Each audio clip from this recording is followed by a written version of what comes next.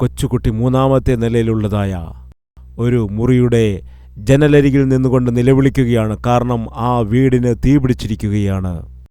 അഗ്നിനാളങ്ങൾ കത്തി ഉയർന്നുകൊണ്ടിരിക്കുന്നു. ആർക്കും ധൈര്യത്തോടെ വന്നിട്ട് ആ കുഞ്ഞിനെ രക്ഷിക്കുവാൻ കഴിയുന്നില്ല. അവൻ നിലവിളിക്കുകയാണ്, അയ്യോ അയ്യോ രക്ഷിക്കൂ എന്ന് പറഞ്ഞ് നിലവിളിക്കുകയാണ്.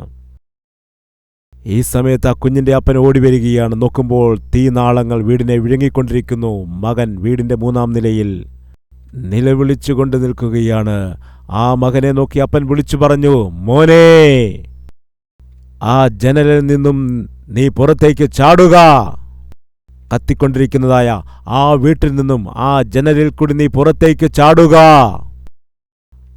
ആ മകൻ വിളിച്ചു പറഞ്ഞു, അപ്പാ, അപ്പൻ പറയുന്നത് എനിക്ക് കേൾക്കാം, എന്നാൽ അപ്പൻ എവിടെ നിൽക്കുന്നു എനിക്ക് കാണുവാൻ കഴിയുന്നില്ല. ചുറ്റും പുകയാണ്, ചുറ്റും കറുത്ത പുകച്ചുരുളുകളാണ്. അപ്പൻ എനിക്ക് കാണുവാൻ കഴിയുന്നില്ല. അപ്പോൾ അപ്പൻ എന്തു പറഞ്ഞുവെന്നറിയാമോ? മോനെ, നീ എന്നെ കാണുന്നില്ലായിരിക്കാം. അതോർത്തുകൊണ്ട് നീ ഒരിക്കലും ഭാരപ്പെടേണ്ടതായ കാര്യമില്ല. നിനക്കെന്നെ കാണാൻ കഴിയില്ലായിരിക്കാം, എന്നാൽ നീ ദുഃഖിക്കേണ്ടതില്ല. ഞാൻ നിന്നെ കാണുന്നുണ്ട്. അതാണ് പ്രധാനം. നിനക്കെന്നെ കാണാൻ കഴിയില്ലായിരിക്കും, എന്നാൽ എനിക്ക് നിന്നെ കാണുവാൻ കഴിയുന്നുണ്ട്. അത് മതി. നീ ചാടുക. ഇപ്പോഴാ മകൻ അപ്പൻ്റെ വാക്കിനെ വിശ്വസിച്ചാൽ അവൻ എന്തു ചെയ്യും? അവൻ താഴേക്ക് ചാടും. അവൻ എവിടെയായിരിക്കുന്നു? അപകടസ്ഥിതിയിലായിരിക്കുകയാണ്. ആപത്തിന്റെ നടുവിലാണ്. പ്രിയ സഹോദര സഹോദരി, ഒരു നിമിഷം നിന്നെക്കുറിച്ച് ചിന്തിക്കുക. നീ എവിടെയാണ്? അപകടത്തിലാണോ? നീ എവിടെയായിരിക്കുന്നു? പാപത്തിന്റെ സ്ഥിതിയിലായിരിക്കുകയാണോ? നീ എവിടെയായിരിക്കുന്നു? ജീവനെപ്പോലും നഷ്ടപ്പെടുത്തുന്നതായ ഒരു അവസ്ഥ വരുത്തിവെച്ചിരിക്കുന്നു. നീ ആയിരിക്കുന്ന ഇടത്ത് നിനക്ക് സ്വസ്ഥതയില്ല. നിന്റെ ജീവിതത്തിന്റെ ചുറ്റുപാടും നിനക്ക് അസ്വസ്ഥതയുളവാക്കുന്ന കാര്യങ്ങൾ, നിന്റെ കണ്ണുകൾ തുറക്കുവാൻ പോലും കഴിയാത്ത രീതിയിൽ പുക നിറഞ്ഞിരിക്കുന്നു. എത്ര കാലം അവിടെ നിന്ന് കരഞ്ഞുകൊണ്ടിരിക്കും?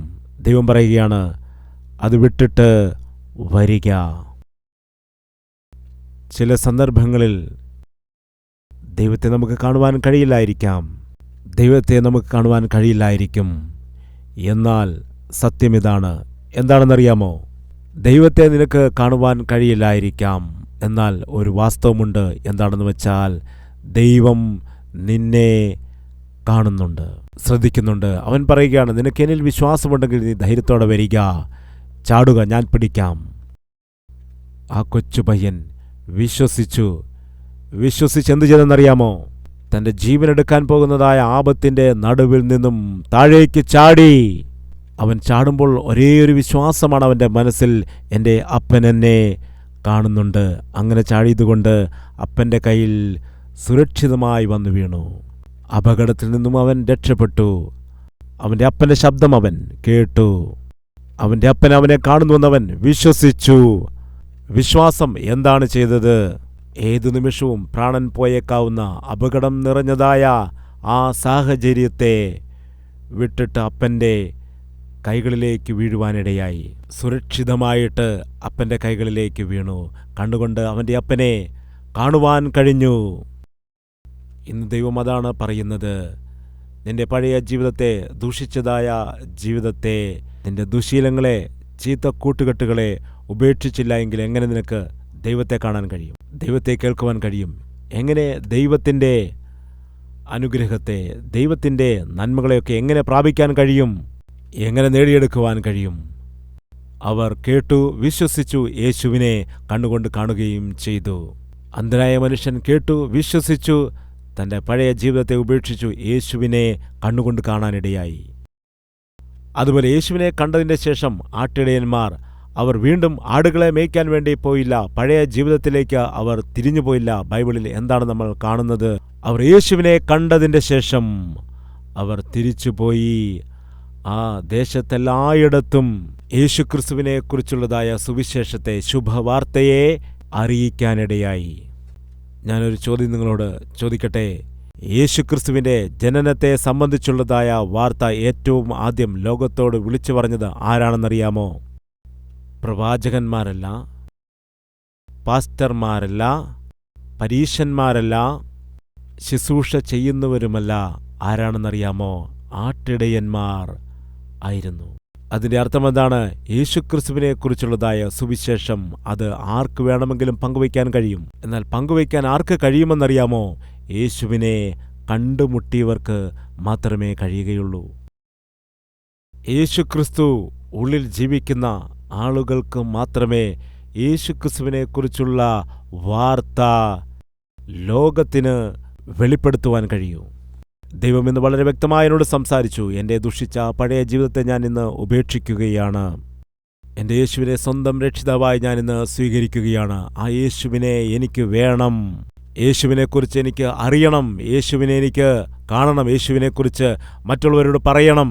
ഇന്നു മുതൽ ദൈവത്തിൻ്റെ പൈതലായി ജീവിക്കണം. നിത്യതയിൽ ദൈവത്തോടൊപ്പം വസിക്കുവാൻ ഇടയാകണം.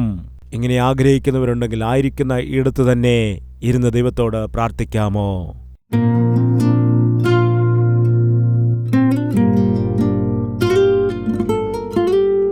പരിശുദ്ധനായ ദൈവമേ, ഇന്ന് വളരെ വ്യക്തമായി നീ ഞങ്ങളോട് സംസാരിക്കാനിടയായല്ലോ. കർത്താവേ, നിന്റെ ജനനത്തിങ്കൽ നിന്റെ ജനനത്തെക്കുറിച്ചുള്ളതായ വാർത്ത ഒരു പ്രാവശ്യം ആ ആട്ടിടയന്മാർ എല്ലാവരും കേട്ടു. അവർ അത് വിശ്വസിച്ചു. അതുകൊണ്ടാണ് അവർ തങ്ങളുടെ ആടുകളെ വിട്ട് നിന്റെ അരികിൽ വന്ന് നിന്നെ കണ്ടത്. അങ്ങയെക്കുറിച്ച് അറിഞ്ഞു, അങ്ങയെ കണ്ടു. അതിനുശേഷം വലിയ ആനന്ദത്തോടുകൂടി അങ്ങയുടെ ജനനത്തെക്കുറിച്ചുള്ളതായ വാസ്തവം അടക്കി വയ്ക്കാതെ ലോകത്തോട് വിളിച്ചു പറഞ്ഞു. കർത്താവേ, അതേ രീതിയിൽ ഞങ്ങളും അങ്ങയെക്കുറിച്ച് ഉള്ളതായ സുവിശേഷം കേട്ടിരിക്കുന്നു. അത് വിശ്വസിച്ചു പഴയ ജീവിതത്തെ വിട്ടിട്ട് യേശുക്രിസ്തുവിനെ സ്വന്തം രക്ഷിതാവായി സ്വീകരിച്ചുകൊണ്ട് അങ്ങയെക്കുറിച്ചുള്ളതായ സുവിശേഷത്തെ, അങ്ങയെക്കുറിച്ചുള്ള ശുഭവാർത്തയെ ലോകത്തിന് പങ്കുവയ്ക്കുവാനുള്ള കൃപ ഞങ്ങൾക്ക് നൽകണമെന്ന് യേശുക്രിസ്തുവിൻ്റെ നാമത്തിൽ അപേക്ഷിക്കുന്നു പിതാവേ. ആമേൻ.